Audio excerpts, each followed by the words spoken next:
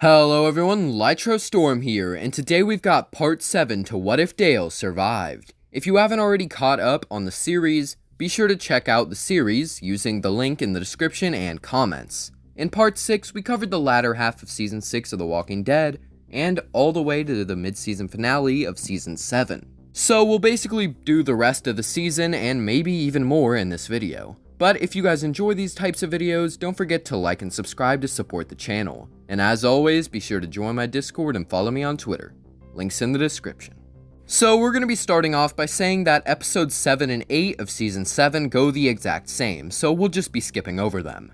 Now after that, we're going to see Eugene adapting to his new life with the Saviors, and Negan trying to get Jesse to marry him. He basically shows her how bad her life can be normally with the Saviors, and then shows her the improvements being one of his wives can make. This does fail, but he ends up letting her know that Sam isn't going to be able to work much, so the two alone won't be able to sustain themselves. But if she marries him, he can cover her and Sam pretty easily. Of course, she's going to be reluctant, as she had been in a controlling relationship before with Pete. She never wants something like that to happen again.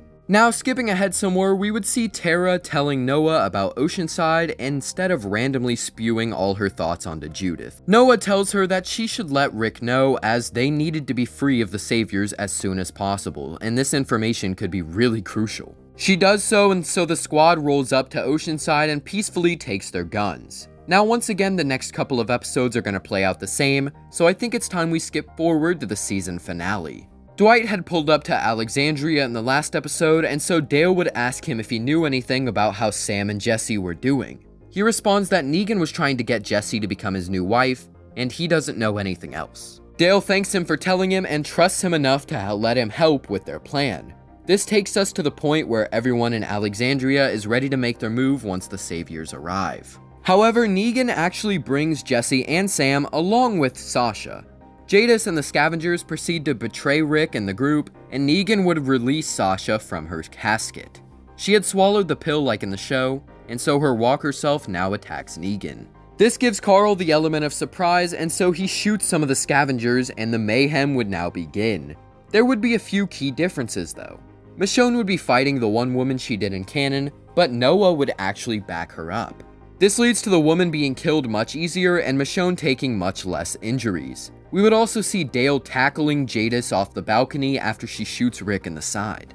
Dale and Rick both then have her cornered with no weapon, so she is forced to give up. But they're still stopped by the Saviors, cornering Rick, Dale, and Carl. At this point, Negan puts both Jesse and Sam onto the ground with them, and tells Rick that he isn't going to kill Carl, but he is going to show him what the grief of that would be. And this would also be punishment for Jesse making things so hard instead of just marrying him. And it would also be punishment for Dale going along with Rick's plans. So Negan now raises Lucille and aims for Sam. However, that's when the Kingdom and the Hilltop make their attack. Negan attempts to grab Jesse in the chaos, but Dale would charge at him and push him off of her.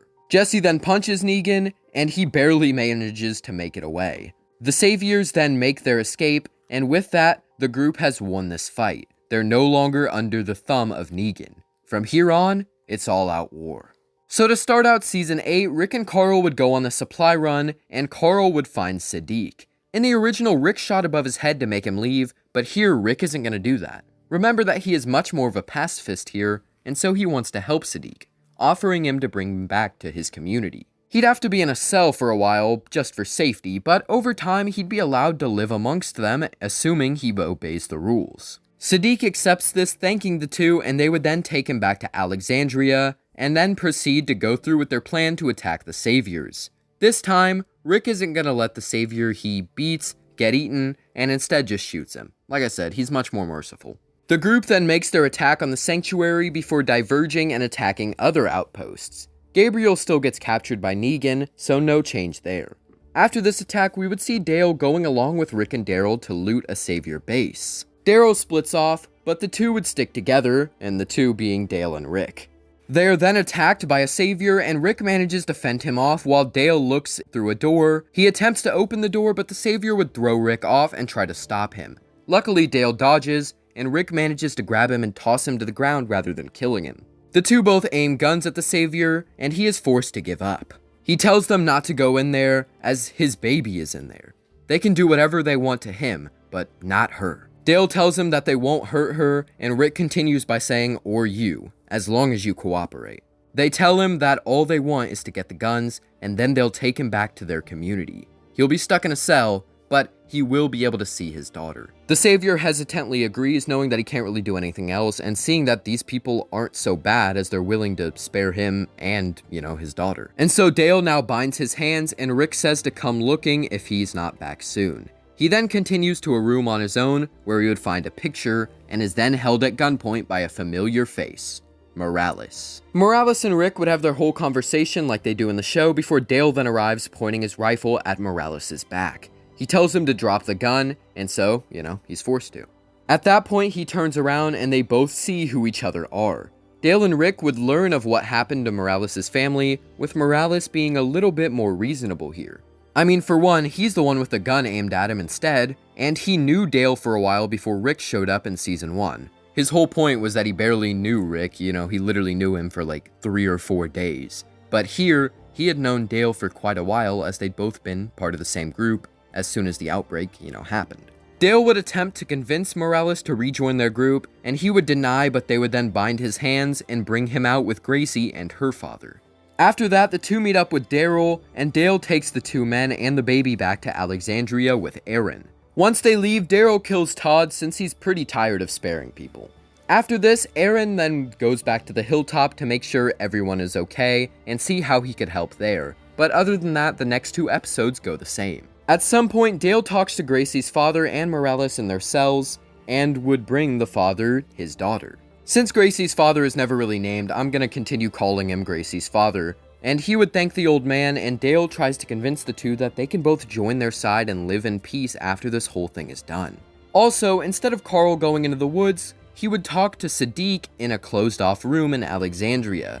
This means that Carl is not going to be bitten, so he survives. Moving forward a bit, when Michonne and Rosita fight the 2 saviors, this is going to change a little bit. Michonne isn't wounded at all since Noah helped her previously, so she's going to beat Zaya in the sword fight. But Rosita would still shoot her anyway. Skipping ahead again, this time to the mid-season finale, the saviors are going to attack Alexandria. Now Dale wants to be the one to make the speech to distract Negan, but Carl makes it known that he's going to do it. Dale reluctantly agrees, helping everyone else escape. The old man also makes sure that Morales and Gracie's father escape before going back to help Carl. He finds Rick and Negan fighting in Rick's home and chooses to run to find Carl instead of helping Rick. He does so, bringing him to safety and meeting up with Michonne and Rick as well. The whole group escapes into the sewers and hunkers down for a while until the saviors are gone. Afterward, they go to the hilltop as in canon, but Carl isn't dead, so, that's a dub. Michonne, Rick, and Dale then head to the junkyard, saving Jadis instead of leaving her behind. Meanwhile, in the woods, Tara would attempt to kill Dwight now that Dale was gone, and so Noah would chase after her to stop her from doing that. This means that Dwight doesn't get shot in the arm, and he would then redirect the approaching saviors away from them. When they arrive at the hilltop, Morales and Gracie's father would be put into the pen with the other saviors. Maggie, Michonne, and Rosita find Georgie and the twins, but Dale implores Maggie not to rob them. They don't, and instead get the schematics to build things, and then the 3 women leave. After Rick's battle with Negan in a house, Jadis would find him and take him to the junkyard as she did in the show. She eventually lets Negan go as well. Jumping over to the fight with the Saviors versus Hilltop, we would have Dale, Carl, and Noah all there to help out. This means that when Dwight shoots an arrow at Tara to make sure he doesn't get found out as a traitor, Noah is going to jump in the way. So while it was meant for Tara's shoulder, it's going to instead hit Noah in the chest. This slowly kills him, and the Saviors are forced to retreat after a long battle. Tara, Dale, and the group now mourn the loss of Noah, and that's basically just a sad moment that fuels Tara even more to want revenge on Dwight. Rick then lets Sadiq treat his wound, as he isn't grieving much since Carl is still alive. In the night, Tobin would still turn due to being infected with the Walker Guts, and he and the other walkers would rampage. Though it is to be noted that there would be a few less walkers since there were more people to help during the battle, which leads to less people getting injured. Carl is inside helping kill the walkers, and one would attack Jesse and Sam, but luckily we saw how crazy Jesse can get, so she would be able to defend them by killing it on her own. At the same time, Dale and Tara are both on guard duty as they were both saddened over Noah's death, so they needed some time to grieve. They would hear the screams of the prisoners and would see walkers attacking them. One of those walkers would be Gracie's father. He had been hit by an infected arrow, turning and killing the other prisoners. And so Dale and Tara head down to help deal with them and try to stop some of the prisoners from escaping. Alden and the guys who followed him would stay, but the others would just run out of the gates. Dale would see Morales lagging behind and would yell his name, asking him to stay. They knew each other before, and he isn't too far gone. They can still help him come back for this. And so Morales would reluctantly turn around and return to the pen. Unfortunately, Henry is still missing, so Rick, Carol, and Morgan head out to find him. Well, Morgan's more interested in killing the Saviors because he's lost his mind again, but I digress. Carol heads back, and Daryl and Tara both talk about Dwight. Tara isn't going to be siding with them this time though, as he killed Noah. She doesn't know it was an accident, and so her anger is reignited. Dale talks to Jesse and Sam, letting them know that they're going to be okay, and that they will win this war with the Saviors. When Morgan and Rick get kidnapped by the escaped prisoners and get cut loose, they wouldn't kill them like they did in the show. Morgan does still kill Jared though, but everyone else would be brought back to the hilltop. All the remaining prisoners, including Morales and Alden, would be given normal lives in the community with people watching over them just in case. Also, now that Gracie's father is dead, Gracie would be given to Jesse and Dale to watch over for the time being. Though when Aaron and Enid return, they're hoping that Aaron would want her, since he just lost Eric, so it might be helpful to take care of a baby. Instead of Carl's letter being read to Negan by Michonne over a walkie-talkie, Carl would just say the words himself since he's alive and there is no letter. And now we're on to the season finale. Before the group rolls out for the final battle with Negan, Dale would tell Sam and Jesse goodbye, and Jesse would pull Dale in, kissing him on the cheek. Dale is a bit shocked by this, but he's down for it.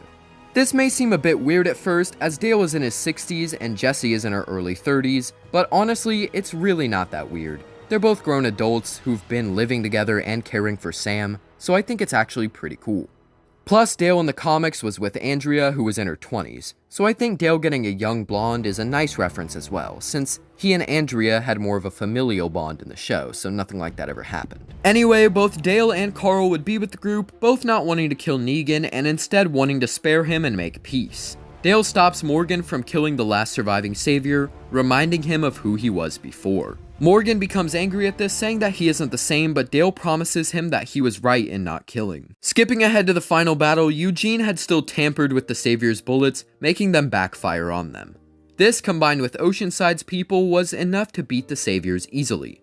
A lot of them would surrender, and we would see Rick and Negan have a final battle. But this time, Carl tries to tell Negan to give up, and they still have a future, which would distract him enough to let Rick slash his throat, which I think is much better than in the original story where Rick just, talks like, oh yeah, give me 10 seconds for Carl, and then Negan just becomes emotional. Like, it's really weird. Like, I get that, he cared about Carl, but it wasn't so serious, and it seemed like he had already gotten over it. He was willing to kill everybody there, so why would he stop? Anyway, rant aside, I know this is supposed to be a what if, so I'm not supposed to, give, my opinion on everything. But yeah, so anyway, Carl would be shocked at Rick slashing his throat, but Rick would quickly tell Sadiq to save Negan as he did in the show. This makes both Dale and Carl proud, though it does still upset people like Maggie, Daryl, Carol, etc.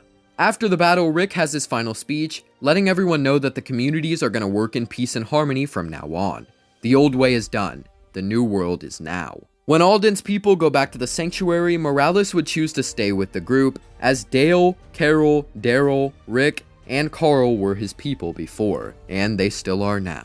Because Dwight accidentally killed Noah, both Daryl and Tara would take him into the forest, but they would ultimately choose to let him leave after hearing his explanation that it was an accident. Morgan then goes to the junkyard to tell Jadis that Rick wants her to join their community, and so she would accept. Gracie is given to Aaron, who raises her as his own daughter. Dale then goes back home and hugs Sam and Jesse, saying that they won, and Jesse would kiss him on the cheek during the hug. Rick's letter to Carl at the end of the episode would be replaced by him thanking his son and Dale for being with him all this time. And that is going to end both Season 8 and Part 7 to this What If series. The next part is going to cover as much of Season 9 as possible, and will answer where Gareth and Martin have been, so be prepared for that. I hope you guys have really enjoyed this version of events. I know I have. It's really cool to have so many extra characters survive because of Dale. And I'm really excited to, show you guys what I have in store for some of them going forward. But as always, tell me if you like this part, tell me what you think will happen next, comment your requests for future videos, and subscribe. Thank you for watching. Have a great day.